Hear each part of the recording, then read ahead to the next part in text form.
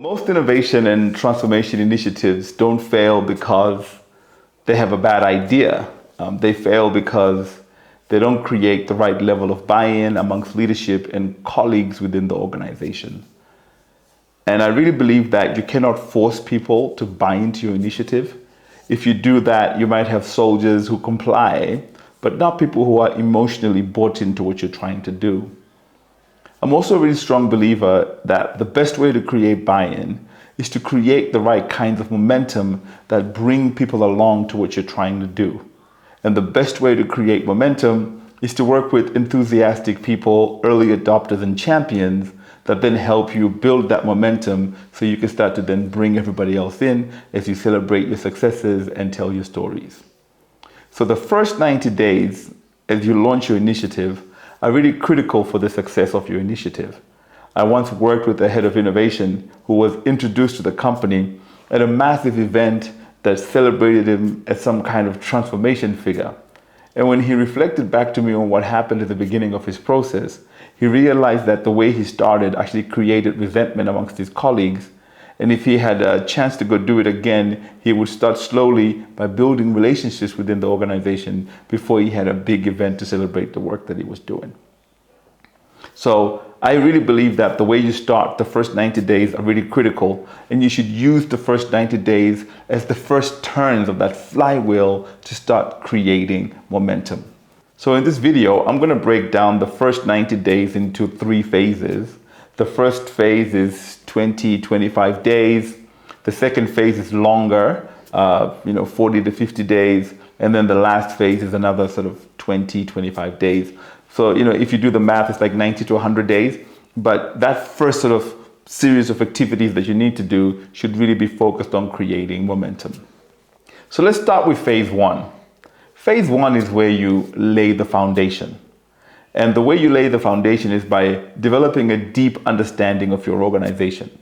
So rather than just jumping in and talking about what you want to do, talking about your initiative and how cool it's going to be and the impact you're going to have and how you're going to change the company and make it better, why don't you slow down a little bit, take the time to understand the organization, learn what has worked before, what hasn't worked before, find early adopters, and then start building relationships with those early adopters to start building the momentum to go forward.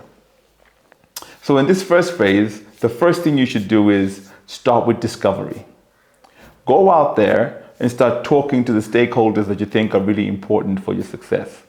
Take time, map them out, have a few conversations, find out who's important, who's influential, find out people who've had experience trying to do something similar to what you've done. Have deep conversations with them, learn about what has blocked them before, what are some of the things that can help you become successful, what are the key relationships that you need to have, what are the power dynamics inside your organization. Because I really believe that it's important that you kind of start to learn the organization. And in fact, when you think about the psychological theory that kind of underpins this process, you can think about Cialdini's research on persuasion. And one of the key principles that he talks about is the principle of reciprocity.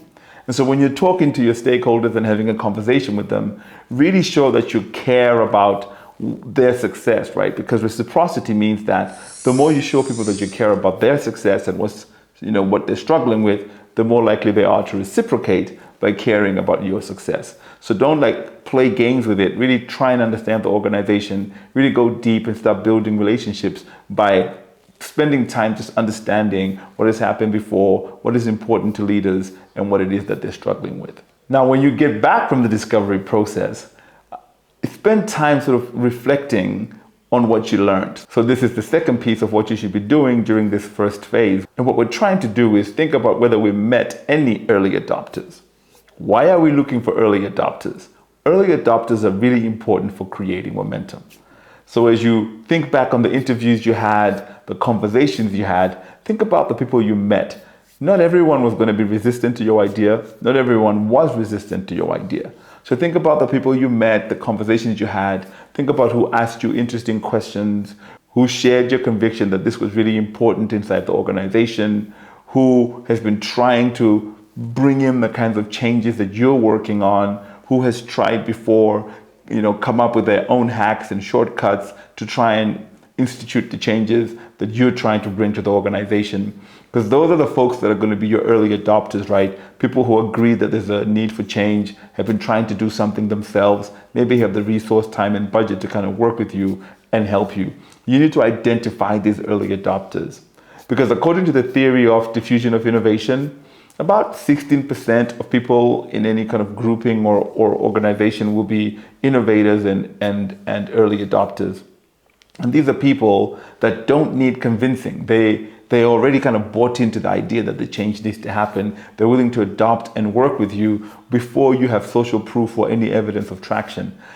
And these people are really important because they give you a chance. And once they give you a chance, that then allows you to be able to focus on the work and really start to create that momentum through early success. In my experience, a lot of the innovators and transformation leaders that I work with spend too much energy focused on their detractors. And then that sort of, takes away from the work that they're trying to do. I wouldn't spend a lot of time looking at who is the detractor when I reflect back on the discovery work. Really spend time trying to find who your early adopters are, because your early adopters are the folks that become champions. Then the final thing that you have to do in this first phase is then double down on those early adopters, double down on those champions.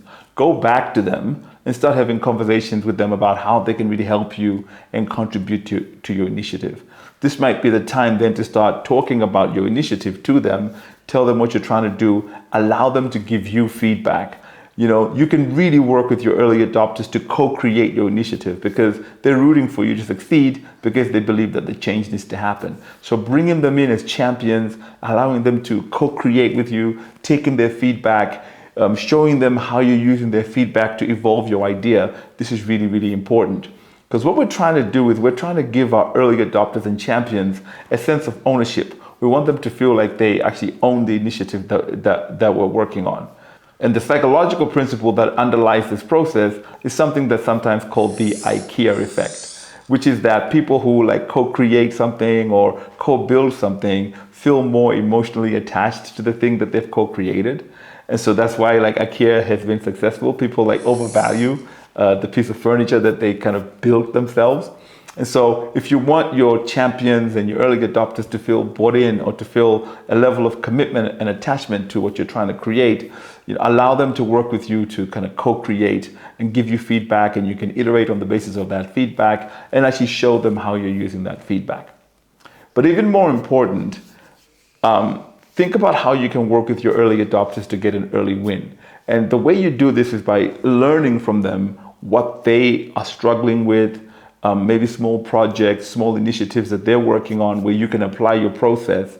So just sort of find out what those things are. Because knowing what your early adopters are really focused on and what they're thinking about and what would really make them happy is important for the second phase. Because in the second phase, we're going to be trying to get that early win. So thank you for watching. And if you enjoyed this video, please like and subscribe below, and also share this video with any teams or leaders that are working on an initiative that they're trying to create momentum and buy-in for.